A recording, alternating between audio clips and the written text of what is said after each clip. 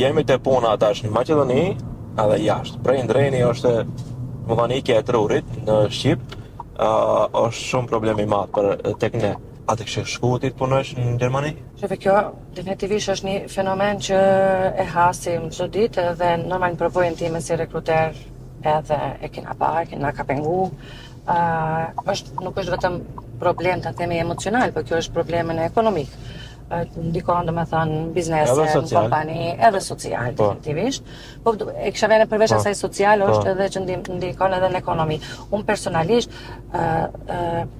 do e lidh me atë, si studente, domethënë kam provu, kam dash ta provoj atë eksperiencën internacionale, ta shoh veten ku jam, po sinqerisht domethënë pa shumë sinqerisht e them, domethënë gjithmonë e kam ditë që do kthehem këtu.